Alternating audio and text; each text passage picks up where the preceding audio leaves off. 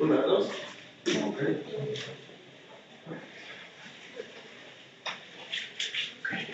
Bueno, pues vamos a empezar con la siguiente plática. Nuestro ponente es Jorge Alberto Ordaz Matamoros. Él es estudiante de la licenciatura en Física y Matemáticas del último semestre, la opción en Matemáticas, y nos va a hablar de matrices de verificación de paridad y códigos de GOPA. Un aplauso.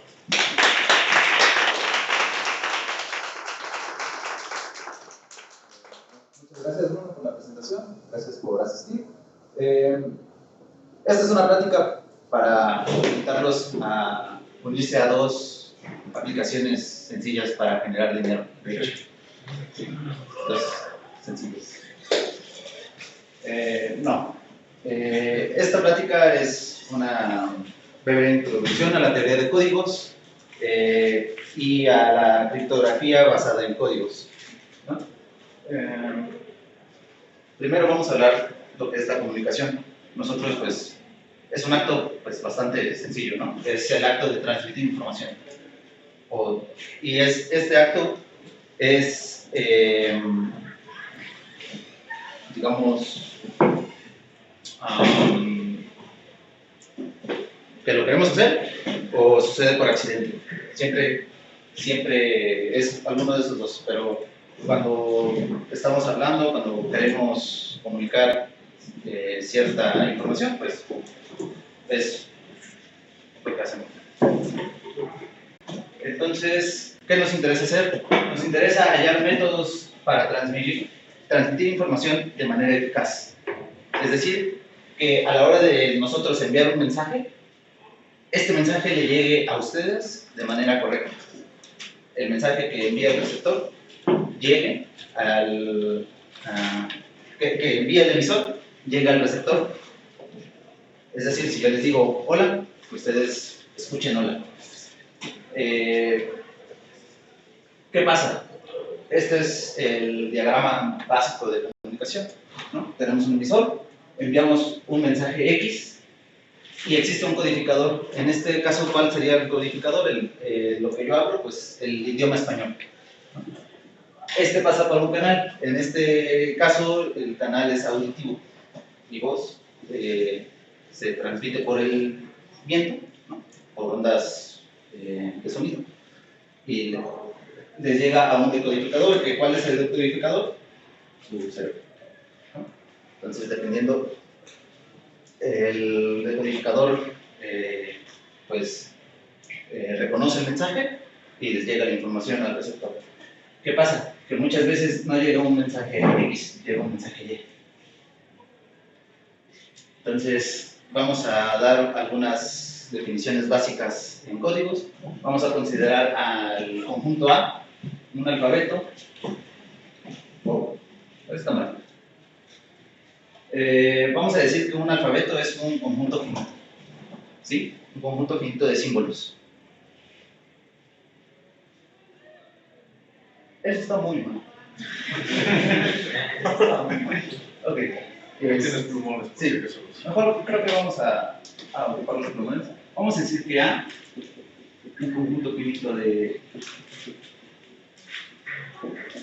Q elementos, es un alfabeto, ¿sí? Vamos a decir que una palabra es un vector de la forma siguiente. Es decir, son sucesiones finitas de elementos del lenguaje. Está en. Y esto va a ser una palabra. Ahora, ¿qué va a ser un código? Un código va a ser un subconjunto C de todas las palabras, bueno, de algunas palabras de longitud n. ¿Sí? ¿Puedes regresarla? Es lo que decimos. Si C es un subconjunto del producto cartesiano del alfabeto, decimos que es un código QAM, ¿no? Si este tiene m elementos, vamos a decir que C es un código NM. ¿Okay? Continuamos. Algunos ejemplos les estaba comentando, el ejemplo del idioma español, ¿no? Este va a ser el conjunto, bueno, un código el conjunto de todas las palabras del lenguaje español. Es un conjunto sobre el lenguaje de todas las 27 palabras, ¿no? Considerando, por ejemplo, el conjunto de los dígitos, vamos a tener que el código, bueno, el conjunto de todos los números telefónicos de longitud 10 va a ser un código disario. Por último, considerando el alfabeto binario F2, que es el conjunto conformado por el 0 y el 1, pues ahí especificamos, ejemplificamos el código de las palabras binarias de longitud 3. Esos son todos. Ok. ¿Cómo vamos a saber si el mensaje que se envía se aleja y el mensaje que se recibe, qué tanto se aleja de uno del otro? Entonces, para esto vamos a definir lo que es la distancia de Hamming. Tomando dos elementos en el producto cartesiano de un alfabeto, la distancia de Hamming se va a definir como la cardinalidad del conjunto donde comparando las palabras X y Y, la distancia de Hamming va a ser el número de posiciones donde esas palabras son diferentes. ¿Ok? Ahí, por ejemplo, damos en F2, es decir, en el alfabeto binario y las palabras de longitud 5, tomamos la palabra 01011 y la palabra 00111. Esas dos palabras distan en dos posiciones, en particular en la segunda posición y en la tercera. ¿Okay? El otro ejemplo, igual, el 10110, estas distan en. Es igual, es la misma. Ahora, esta va a ser la única distancia que vamos a considerar. Sin embargo, nos queda considerar, por ejemplo, en el código de números telefónicos de longitud 3. ¿Qué pasa, por ejemplo, si nosotros queremos llamar a la policía o al número de emergencias? Entonces, marcamos 911, ¿no? Pero ¿qué pasa si a la hora de escribir en el celular nos escribimos 921? ¿No? Esa es la alada en Veracruz, por ejemplo, ¿no? O si escribes 931, esa es otra alada diferente, ¿no? Entonces, ¿pero qué pasa? Que es el 921 y el 931 distan a la misma distan el mismo número que el 911. Entonces, como que ahí quedan ciertas espinas, ¿no? A lo mejor ahí habría que mejorar esa definición de distancia. A lo mejor nos gustaría utilizar otra métrica. Sin embargo, solo nos vamos a pegar a la distancia de Hamming, puesto que solo nos interesa a la hora de, por ejemplo, cuando queremos considerar una cadena binaria, ahí sí solo el error va a estar solo en el cambio de posiciones, ¿no? El 1 y el 0. Entonces, por eso es que la distancia de Hamming suele ser una forma bastante amigable, ¿no?, de tratar estos problemas. La distancia de Hamming define una métrica. En efecto, los primeros tres puntos de la métrica los cumple, pues, trivialmente, ¿no? Se define como un número entero, entonces va a ser mayor o igual a 0. Si la distancia de Hamming es 0, es decir, si tomamos a x como x1 hasta xn y y1 hasta yn, que la distancia de Hamming sea 0, significa que xi es igual a yi para toda i. ¿Ok? Y recíprocamente, ¿no? Si esto se cumple para toda i, pues obviamente la distancia de Hamming va a ser 0 por definición. La simetría, la reflexividad, pues es inmediata, y solo te habría que checar la desigualdad del triángulo. ¿Qué hacemos para la desigualdad del triángulo? ¿Qué pasa, por ejemplo, si nosotros tenemos, en vez de considerar la cadena Y, nosotros primero comparamos a X con otro vector, ¿sí? Entonces, el número de cambios que le hagamos a Y para obtener a Z, ¿sí? Va a ser la misma cantidad de cambios en los que Y va a distar a Z, ¿ok? Entonces, de esa manera, igual lo hacemos para Y. Entonces, pues, ahí, esa simple comparación demuestra el resultado. ¿Ok? Y ahora, digamos, demos un código cuario. Entonces, para todos los elementos de C, vamos a comparar sus distancias. ¿Ok? Entonces, ahí es donde entra la distancia mínima de Hamming. La distancia mínima de Hamming se va a definir como el mínimo de las distancias de todos los vectores distintos en un código. Ahora sí, si C es un código binario con m elementos y además tiene distancia Hamming de D, vamos a decir que es un m de código. Ok, bueno, ahorita pues di muchas definiciones medias extrañas tal vez, simples pero extrañas. Vamos a aterrizar este problema, estos conceptos, y vamos a considerar un problema de combinatorio. La teoría de códigos está muy relacionada a la combinatoria. Entonces, supongamos que existe un jardinero que tiene 7 fertilizantes, maneja 7 fertilizantes. ¿Ok? Este jardinero tiene un total de 7 plantíos, en los que decía plantar una planta, maíz, trigo, lo que sea. ¿Y qué quiere hacer el jardinero? Quiere probar todos los fertilizantes. Quiere ver cómo actúan los fertilizantes a pares. ¿Okay? Pero ¿qué pasa? Tiene una cantidad de tierra limitada, ¿no? Entonces, ¿qué manera puede hacer el jardinero para combinar los fertilizantes y de que en cada parcela de tierra que tenga pueda probar cada pareja de fertilizantes? ¿Sí queda claro ese problema? Sí, más o menos entienden por qué es combinatorio y por qué. O sea, ¿qué queremos lograr? ¿No tienen preguntas? Ok. Ok, entonces indexemos los fertilizantes del 1 al 7. Ok.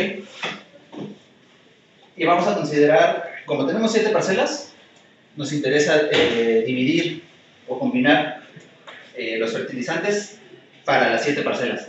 Vamos a considerar esa colección. Fíjense cómo construimos. El primer subconjunto de S van a ser el fertilizante 1, 2 y 4. Nos saltamos el 3. El segundo va a ser el 2, 3, 5, 3, 4, 6, 4, 5, 7, etc., ¿no? Nos vamos saltando el siguiente. Cada colección B consta de 7 subconjuntos. La colección más bien. Y cada subconjunto tiene 3 elementos. ¿Ok? De esta manera, ¿qué hacemos? Repartimos exactamente a cada parcela la misma cantidad de fertilizantes. Cada elemento I de S, aquí un typo, perdón, cada elemento I de S pertenece a 3 bloques exactamente. El fertilizante 1 pertenece al subconjunto 1, 2, 4, al ciclo 6, 1 y al 7, 1, 3. ¿Y qué pasa? La pareja IJ ocurre solo en un bloque. La pareja 1-2 solo va a aparecer en el primer subconjunto. La pareja 1-3 solo va a aparecer aquí, ¿no? Entonces, ¿qué vamos a hacer? A cada cultivo, CI, o a cada parcela, le podemos asignar el bloque BI. De esta manera de que nos aseguramos, ahí lo dice, este es un diseño de bloque balanceado. Y lo que hace es repartir las combinaciones posibles de fertilizantes en bloques de misma longitud y que las parejas posibles que formemos ocurran en solo uno. Esta es una definición que se utiliza mucho en probabilidad. Realmente yo no la había manejado mucho, pero nos sirve para construir un código que nos va a ser útil a futuro. Estos bloques se pueden representar geométricamente con el plano proyectivo de orden 2, por favor, que es este. A lo mejor no sé si ya lo habían visto. Y fíjense qué pasa. El vértice, las aristas van a ser los fertilizantes. Aquí en las mitades de cada arista vamos a poner otros vértices. Y los bloques, es decir, los cultivos, los vamos a representar por las aristas. Y además agregamos las que conectan los vértices con los puntos medios y el círculo inscrito en el triángulo equilátero. Como vemos, el bloque 1, 2, 4 le corresponde al cultivo 1. La misma construcción que hicimos en general. ¿Y qué hacemos? Vamos a crear una matriz de incidencia. Esto se trabaja en teoría de grafos. ¿Okay? ¿Cómo construimos la matriz de incidencia? Si puedes regresar la imagen, por favor. ¿Cómo hacemos esta matriz? En nuestros renglones vamos a trabajar con los fertilizantes, que los vamos a denotar como F1, F2, 3, 4, 5 y F7. Y en las columnas van a ser los bloques. B1, B2, B3, B4, B5. ¿Qué vamos a hacer? Fijémonos en el bloque 1. El bloque 1 afecta a los vértices 1, 2 y 4. Entonces, en nuestra matriz de incidencia, vamos a agregar en la entrada IJ, vamos a poner un 1, si el elemento I pertenece al bloque J. Entonces, aquí, ¿cuáles llenaríamos?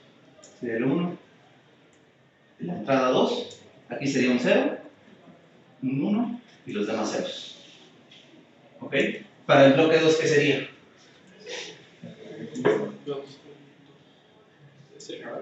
El bloque 2... Supongo que es el naranja, ¿no? ¿Mande? Sí, es el naranja, el 235. Ajá. Sí, el rojo es bloque 2, disculpen. Entonces sería el 235. Entonces aquí sería el 0, 1, 1, 0, 1, 0, 0. Y así la vamos llenando, ¿no? Obtenemos la matriz. 2, 3, 5. Obtenemos esa matriz. Ahora, ¿qué vamos a hacer con esto? Construimos un bloque especial. Continúa. Esta matriz la generamos cambiando todos los unos por ceros de la matriz A y todos los ceros por unos. ¿Ok?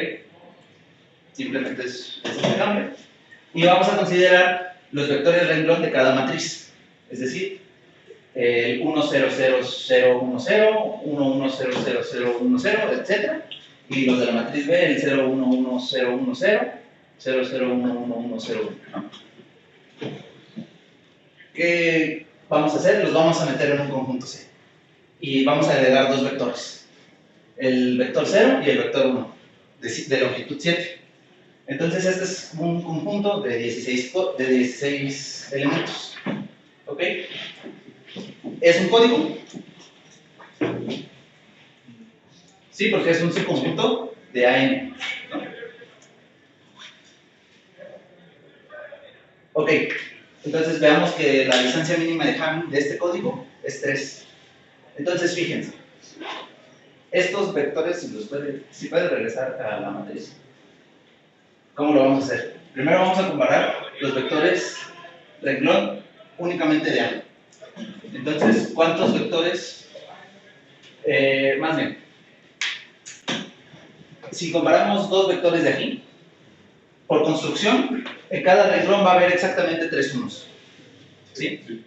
Y solo van a coincidir en una entrada. ¿Sí? Los demás van a ser ceros. ¿Ok? ¿Y cuántos ceros van a haber en cada vector? 4. ¿Y en cuántas entradas van a coincidir? En 2.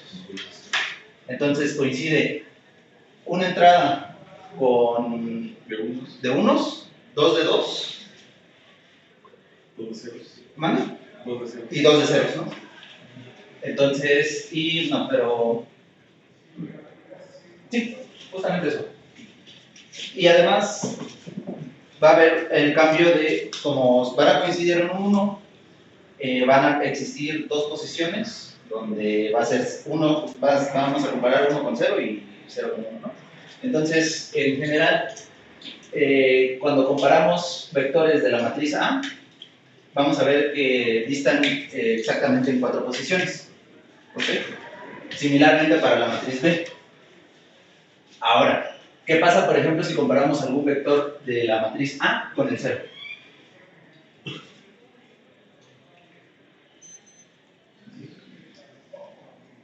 La distancia es 3. La distancia va a ser 3. Similarmente con la matriz de B. ¿Ok? Y si, por ejemplo, comparamos un vector, ahora vamos a comparar elementos, vectores de A con vectores de B.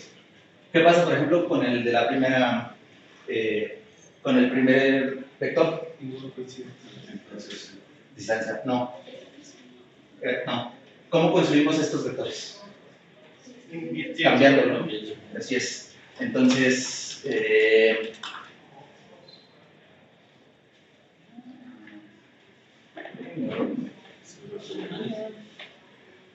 es que es. Sí, o sea, bueno, sí, como cambian todo, la distancia, ¿cuánto va a ser?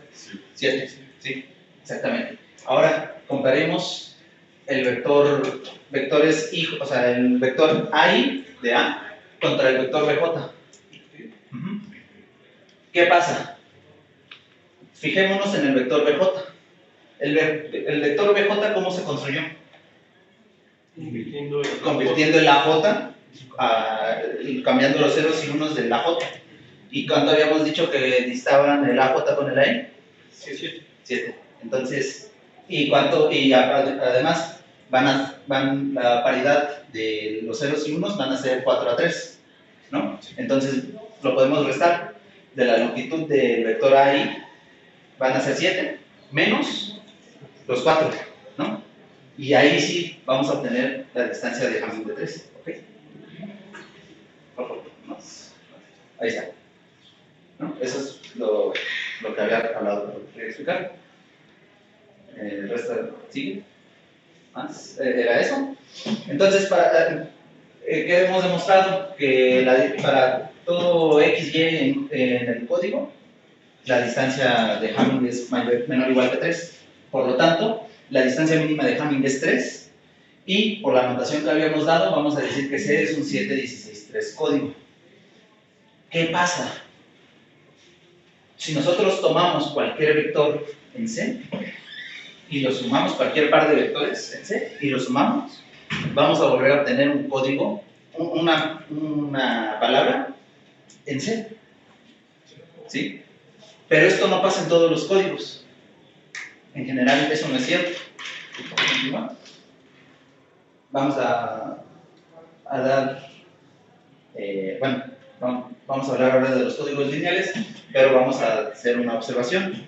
A partir de este momento, nuestro alfabeto A será el campo finito de longitud de dimensión Q, ¿no? Es como Q elementos. Entonces vamos a decir que C es un conjunto de FQ a la N, es un código cuario lineal de longitud N si es un subespacio vectorial de F de Q. Ok, y que sea el subespacio vectorial, que la suma es cerrada y que la multiplicación por escalares también es cerrada, ¿no?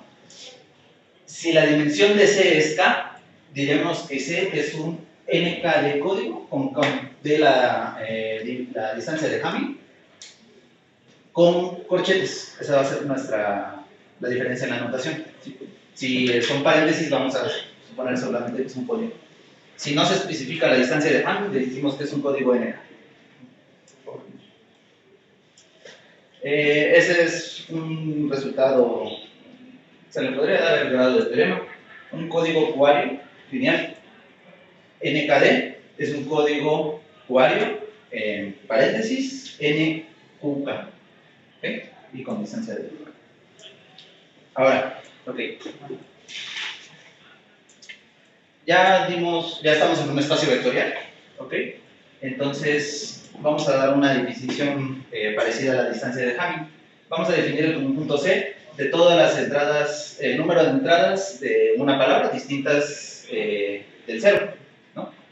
Eso vamos a llamarlo el soporte de la palabra X, y vamos a decir que el peso de Hamming es la cardinalidad de S, ¿no? Es decir, todas las entradas, el número de entradas donde la palabra no tiene un cero. Un poco antes, por favor. Sí, vamos a denominar el peso, más que nada como WX, ¿no? El soporte ya no lo vamos a ocupar mucho. Ahora sí, un teorema. Si C es un código lineal con distancia de Hamming D, entonces el peso de Hamming de la diferencia es igual a la distancia de Hamming, ¿ok? ¿Y cómo podemos observar eso?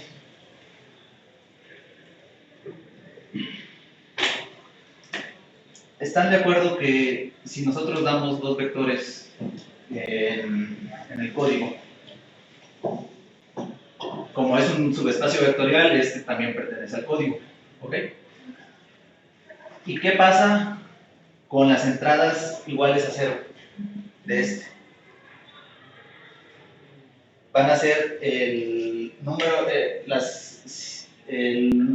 entradas de este vector donde sean 0 va a ser igual al número de entradas donde estos son diferentes por las propiedades del campo U, ¿ok?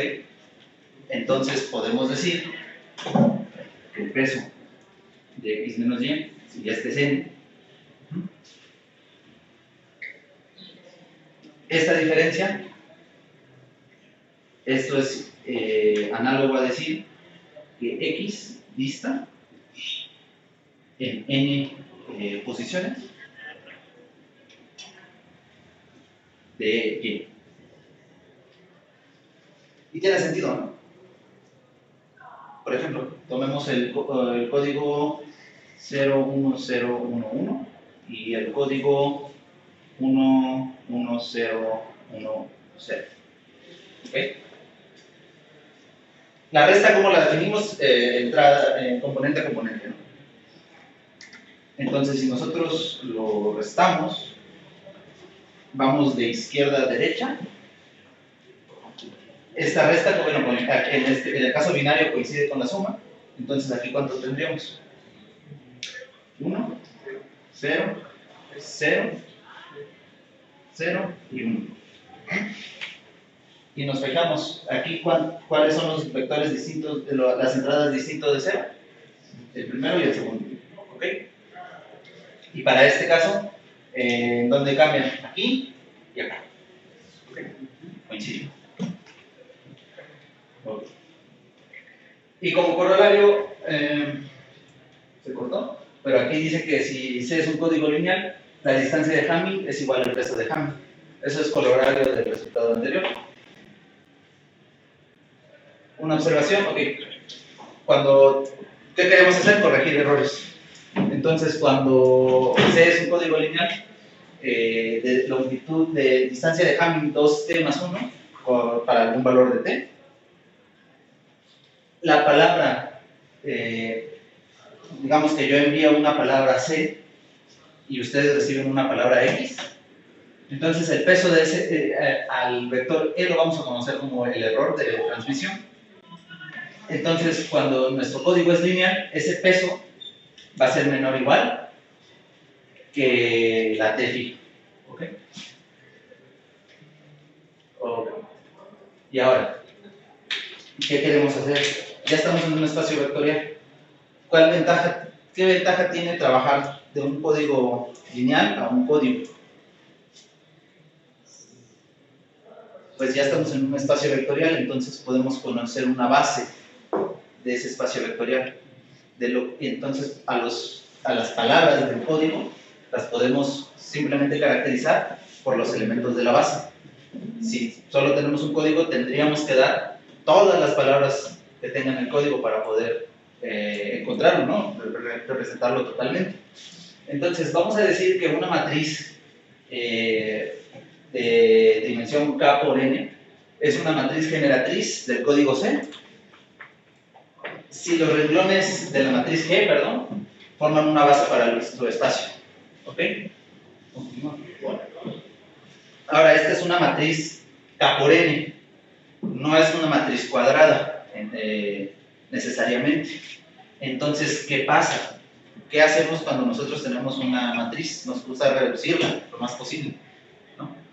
Entonces, como no va a ser una matriz cuadrada, vamos a reducir la matriz, pero vamos a obtener la forma estándar de la matriz, que se define como la matriz que al permutar las columnas, los renglones de la matriz G, obtenemos una matriz de la forma, una matriz por bloques de la forma IK, con IK la matriz identidad, y A una matriz de dimensión K por N menos K. Esta matriz genera a un código C' que no es exactamente C, sino que es isomorfo. Y en este caso decimos que dos códigos son isomorfos si la matriz generatriz se puede obtener. O sea, si de la matriz generatriz de un código C, haciendo permutaciones de los renglones y columnas, podemos obtener la matriz generatriz de C'. ¿Okay? Ahora volvamos a nuestro ejemplo. Vamos a ver que este código es un código lineal. ¿Ok? Por favor. Entonces, yo propongo esa matriz 7×4. ¿Ok? Pues simplemente fijándonos en los elementos del vector, ¿qué nos gustaría hacer? Pues si ya tenemos, ¿qué hicimos? Nosotros dimos todos los elementos del código. Entonces, si queremos que un espacio, que ese código sea lineal, pues nos vamos a fijar si entre esos elementos del código podemos encontrar una base con esos mismos elementos. ¿Okay? En efecto, considerando los renglones, el primer renglón va a ser la matriz, el vector 1, y los otros vectores me parece que son de la matriz A y uno de la matriz B. Sí. Entonces, pues son LI porque en esta columna solo hay un 1, ¿no? Entonces ya eso nos asegura la independencia lineal. Todos los vectores renglón están en C y G tiene 4 elementos. Por lo tanto, ya sabemos saber que son LI. Como son LI y son subconjunto, son elementos de C, todo elemento de C lo vamos a poder expresar como combinación lineal de esos elementos y por lo tanto generan una base, ¿no? Por lo tanto, esa matriz G es una matriz generatriz. Y vamos a decir que entonces nuestro código 7163 ahora es un código 743, un código lineal. Entonces ya los podemos representar como elementos de esa base. No quise meter todo el proceso de reducir esa matriz, pero la forma estándar de esta matriz es esa, ¿no? Si lo puedes regresar. Un poco más. Si no, donde está la matriz estándar. Uno más. Ajá, esa es la matriz. Entonces, si nos fijamos, aquí está la matriz de identidad de dimensión 4, y esta es una matriz 4×3. Eso sería. Ahora sí, continuamos. Ok, ahora, ¿qué queremos hacer? Estamos en un subespacio vectorial. ¿Qué cosa conocemos de álgebra lineal? De un subespacio. El espacio dual. ¿No? Entonces, similarmente, vamos a definir un producto interno. ¿Y cómo lo vamos a definir? Como la suma de los productos de las entradas, ¿no? Es el producto, incluso es el producto cruz. Es el producto punto. Entonces, vamos a definir el código ortonormal de un código C como eso, como todos los elementos, todas las palabras de longitud n, tales que el producto interno sean igual a 0, es decir, que sean perpendiculares. Tenemos dos teoremas. Si C es un código lineal con matriz generadora G, entonces un elemento B va a estar en el código dual, en el código ortogonal. Si solo si B por la transpuesta de la matriz generatriz va a ser igual a 0. ¿Ok? ¿Cuál implicación es directa?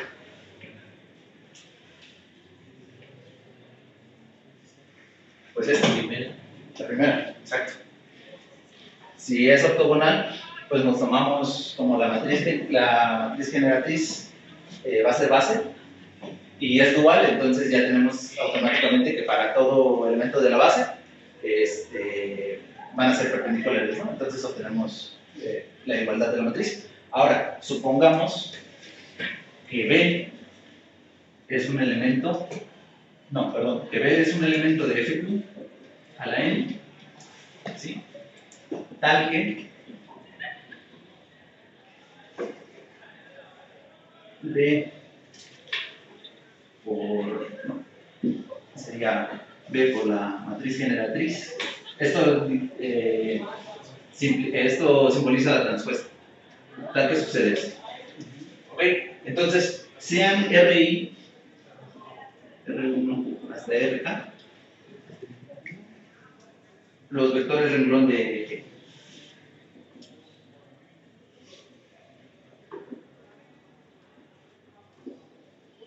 Entonces, particularmente, ocurre esto.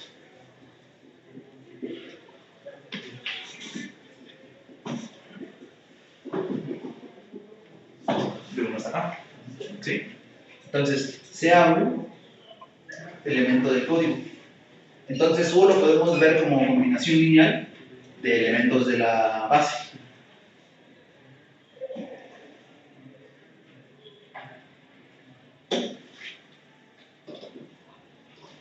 Y nos fijamos entonces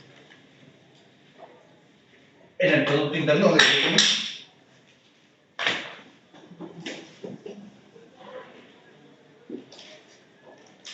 ¿eso cómo se define?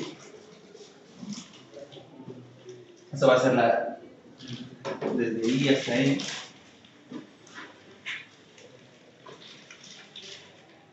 De los B's con los RI's. ¿Ok?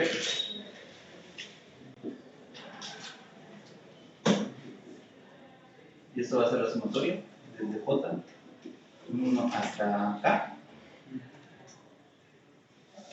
de BI con lambda IJ, RIJ. ¿Ok? Aquí podemos distribuir, más bien la asociación.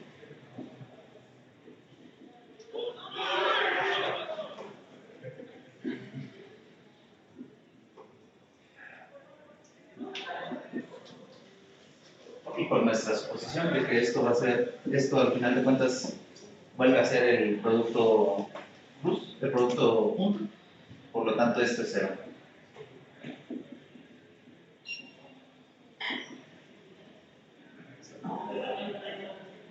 De lambda y por lo tanto. Ahora, el código dual siempre es un código lineal, independientemente de cómo se hace. Entonces, ¿qué pasa? Pues este resultado pues ya nos dice algo, ¿no? Mejor trabajamos con el dual. Siempre va a ser lineal, ¿no? ¿Cómo lo verificamos? Muy fácil. Damos dos elementos U y B en el dual. Y damos un escalar. Entonces vamos a verificar que este elemento vive en el código dual, es decir, que ocurre esto por C es igual a 0 para toda C en el código. Y esto, pues sí ocurre. Pues para una palabra arbitraria en nuestro código, esto que va a ser igual. Esto va a ser igual a la sumatoria de 1 a n de ui más lambda bi por ci. ¿Ok? Y aquí, pues, igual ya estamos en un campo, entonces podemos. Particularmente, ¿no? FQ es un campo. Entonces podemos distribuir esto. Ci más la sumatoria de esto. Lambda bi. Sí. Y esto pues no vuelve a ser otra cosa que el producto interno de esto. Y ambos son ceros. Continuamos. Ahora, tenemos entonces el código dual. Llamaremos a una matriz generadora del código dual una matriz de verificación de paridad, o simplemente una matriz de paridad. Teorema. Si G en su forma estándar es una matriz generadora de un código NK, entonces la matriz de verificación de paridad de un código dual es expresada en esa forma. Es decir, una matriz de bloque donde estos se intercambian y esta representa la matriz transpuesta de A con un signo menos y la matriz de identidad de dimensión n menos k. La demostración de esto, pues también, de manera similar, simplemente nos fijamos de que los vectores de la matriz, vamos a multiplicar un vector un vector renglón de G por un vector renglón de la matriz H. Y vamos con la transpuesta, por supuesto. Entonces, si G en realidad es de la forma que sería A11 hasta A1, perdón, serían ceros. 1 hasta 0, 1, y aquí sería de 1, 1 hasta A1K, A1N hasta A1N, y la matriz H es de la forma menos esto, menos A11, o de estas más bien, menos A1N, ¿qué sería? Menos A1K, menos AKN, y aquí tendríamos la matriz identidad de longitud n-k. Nos fijamos con los vectores GI, vamos a hacer este producto GI, donde va a ser un vector renglón de aquí, y los vectores HI, HJ. ¿Ok? ¿Pero qué pasa? ¿Qué pasa si multiplicamos este renglón por la transpuesta de este vector? Entonces vamos a tener este por el 1 por menos 1, 1. Todas estas entradas van a ser 0, entonces esto se aniquila. Y luego vamos a multiplicar el A11 por 1, y todas las demás entradas se van a aniquilar. ¿Ok? Entonces en general vamos a obtener esto.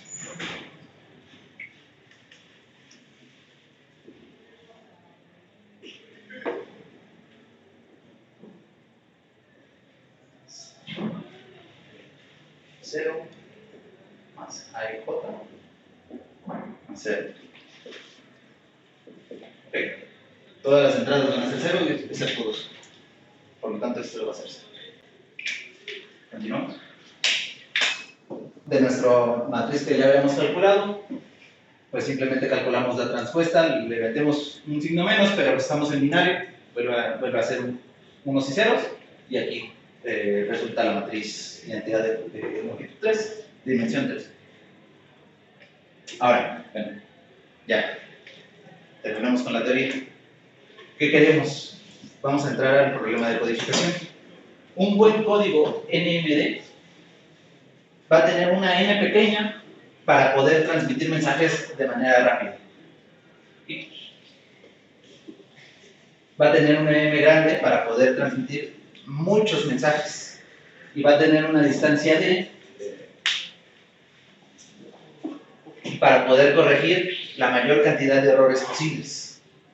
El problema de codificación, el problema principal de codificación es optimizar alguno de los valores n, m o d a partir de recibir dos parámetros. ¿Qué pasa con este problema? Es un problema NP completo. Sí. Entonces, pues es complicado. Sin embargo, hay un problema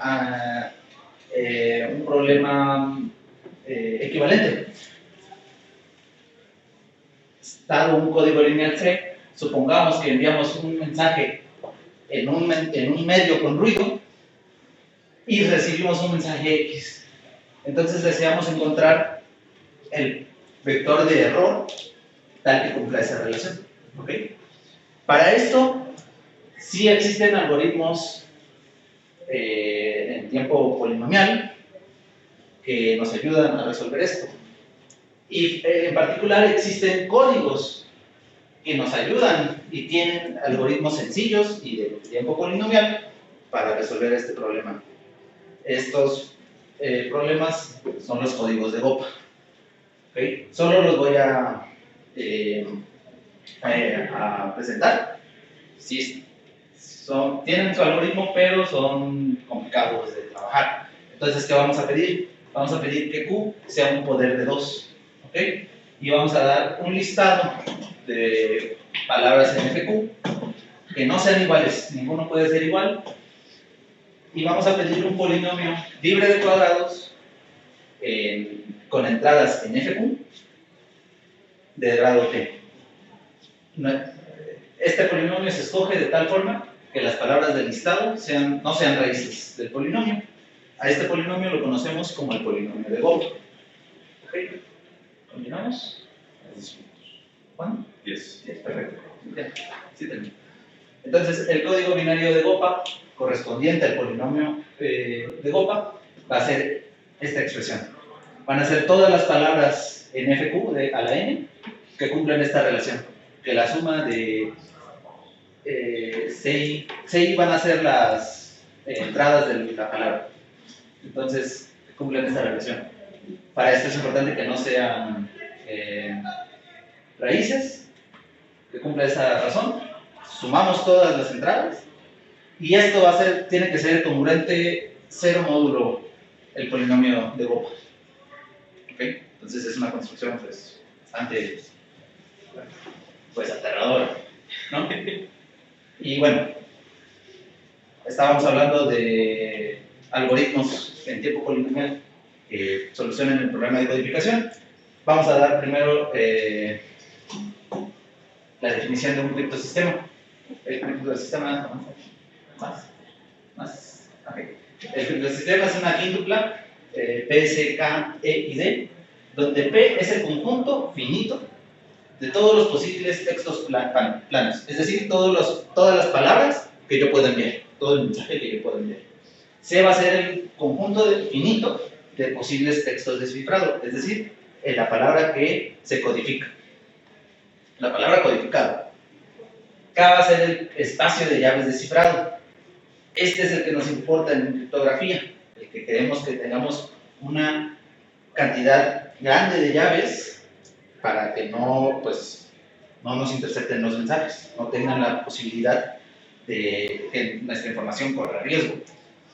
¿Y qué vamos a pedir? Para cada llave va a existir una regla de cifrado y una regla de descifrado que va a cumplir esa relación. No puede cumplir la inversa, es decir, no podemos decir que para una palabra de C ocurra que E evaluado en D de C nos dé C. ¿Por qué? Es la vulnerabilidad, ¿sí? Entonces, aquí es donde entra el criptosistema de matriz. Dado una matriz generadora de un código de GOPA, con estos parámetros, donde n va a ser un poder de 2, d va a ser la distancia de Hamming que dimos al principio, que nos permitía tener un peso mínimo de t, y k, que va a ser n menos mt. Eso va a ser la dimensión de la matriz del código de BOPA. ¿Okay? Continuamos. Vamos a pedir una matriz invertible de longitud k por k, una matriz de permutación de longitud n por m, y vamos a definir la matriz G', que simplemente multiplicamos S por G. Entonces, ¿cuál va a ser nuestro plaintext? Nuestro conjunto de palabras de texto plano va a ser F2 a la K. Nuestro conjunto de palabras de cifrado va a ser F2 a la N.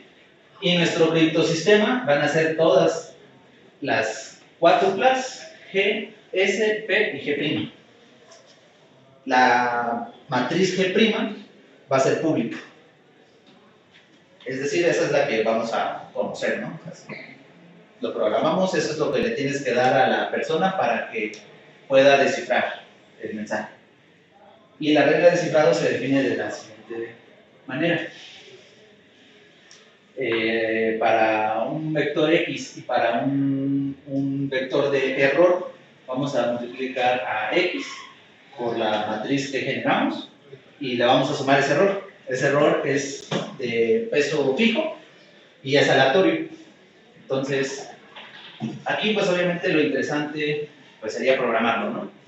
Eso es lo atractivo. Este criptosistema se teoriza que resiste al cómputo cuántico. Entonces, no te lo rompe una computadora cuántica en tiempo polinomial. Eso, bueno, en teoría, eso es lo atractivo. Y se estudian bastante, son códigos bonitos, ¿no? Son relativamente nuevos, fueron después de Hamming, después de los códigos que se llaman de Reed-Solomon, y pues, así se llama la época.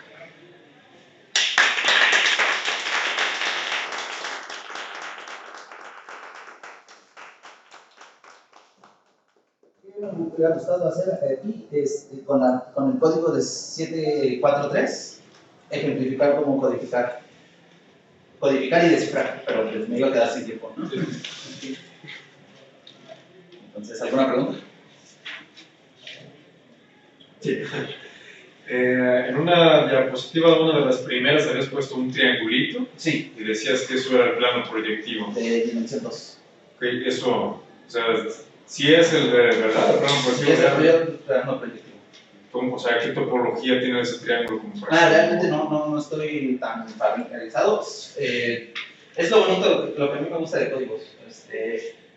Aparecen en muchas partes, ¿no? O sea, el problema inicial de los fertilizantes era completamente combinatorio, ¿no? Entonces fuimos de un problema de combinatoria, nos apareció el plano proyectivo que realmente yo no lo conocía, pero nos ayudaba a construir el código 7.16.3, ¿no? Y de manera igual, si nosotros llegamos a encontrar un código 7.16.3, lo podemos meter en un problema de combinatoria. Eso es lo interesante. Y también, sí, o sea, te digo, la teoría de códigos tiene muchas conexiones. Te puedo decir de teoría de códigos. Aquí no lo dije, pero existe una cota mínima para un código lineal, que es la cota de empaquetamiento de esferas. O sea, lo ves como, ahí sí lo ves como un espacio métrico en FN, y lo puedes ir haciendo las bolas en FN, y al parecer con eso resuelves el empaquetamiento de n objetos en n dimensiones.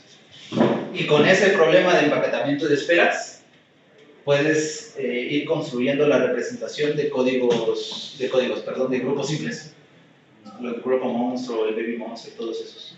Los grupos de Klein y los de Lie, los grupos de Lie, ¿no? Que a lo mejor los físicos los conozcan, entonces los puedes ir representando con códigos.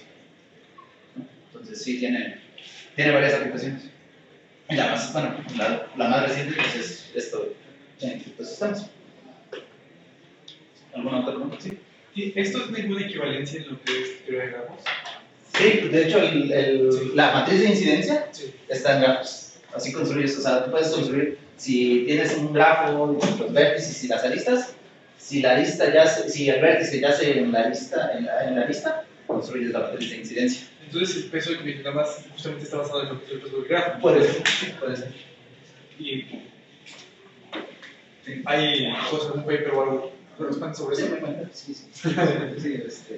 Realmente yo solo me he enfocado en la parte de códigos y enfocados a criptografía basada en códigos, pero sí hay, por ejemplo, lo de combinatoria, la charla de ayer de combinatoria infinita, sí dije, puede, como que parece. Sí, ¿alguna otra pregunta? Es aburrido.